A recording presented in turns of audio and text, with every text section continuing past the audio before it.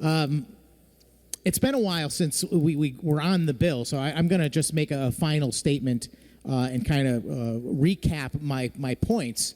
I think I might start with suggesting that, we had plenty of opportunities, discussion on the underlying bill and on the amendment for the majority to make a strong case for the need for this policy, and I believe they failed to do so. Even if you're not someone like me who has an objection to prevailing wage on ideological grounds because of my belief in free market principles and not protectionism, even if you are an advocate for prevailing wage, I don't think they've made the case that this is good policy for two reasons. One, I think on the penalty aspect of it, we just heard that there are extremely few cases where this becomes an issue in current law, 33 times in the most recent year. And the Department of Labor Commissioner herself testified that there would be no impact, zero impact, to the amount of money raised by the state of Connecticut, which basically points out that she doesn't expect to collect any penalties.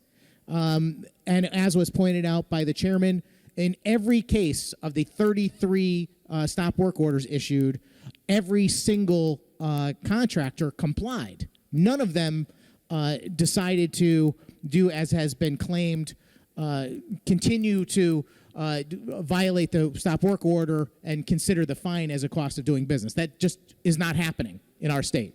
So I don't think that's a compelling argument.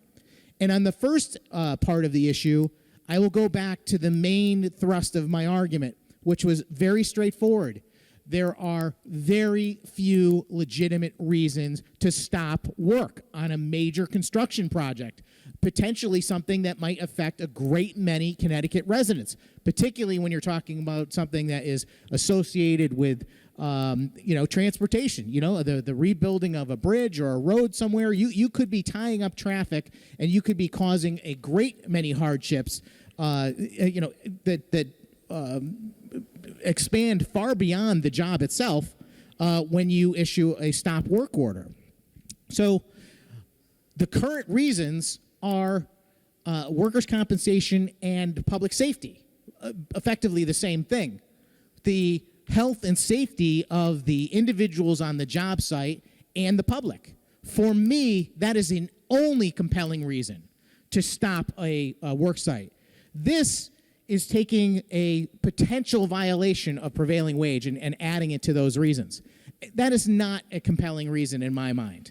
Aside from which, we've already learned that the labor commissioner does have the ability to penalize a contractor that is in violation. There is already a mechanism for this. They do not get off scot-free.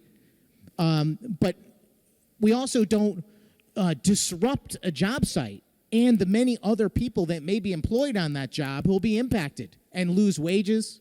The cost that might result to the municipality or the state as a result of the stop work order. These are all extremely significant disadvantages to allowing this policy to go through. And for what? Because of a contract dispute, which some people, I would say a significant portion of people in the state, would object to it on ideological and philosophical grounds to begin with. So I just don't see it. Public safety, yes. The safety of the people on the job site, yes. But for a dispute over somebody's pay that can be handled outside of stopping the work from proceeding is just unnecessary. The other issue is due process.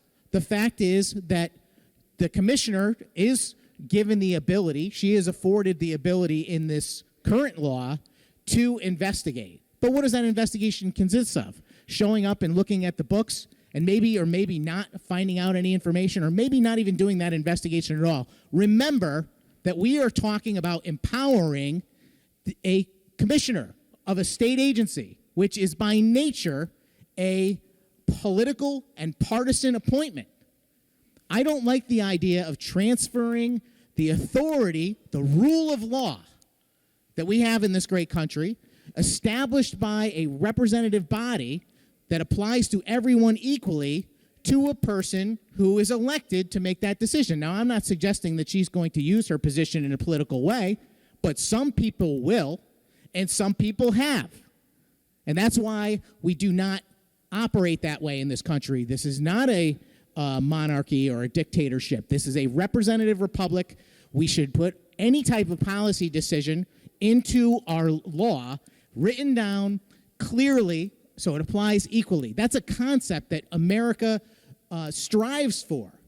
And this upends that concept by empowering that commissioner to be able to pick and choose relatively arbitrarily on what is enough or not enough evidence to go ahead and stop a job.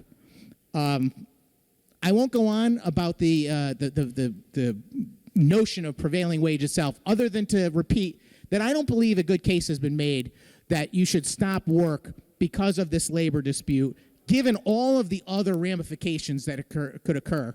And if you're going to do it, you should do it the right way, which is you should establish a system of due process for the people that are accused so that they do not get punished unnecessarily and unjustly. I can't in good conscience support this bill, Mr. President. I will be a no today. Thank you.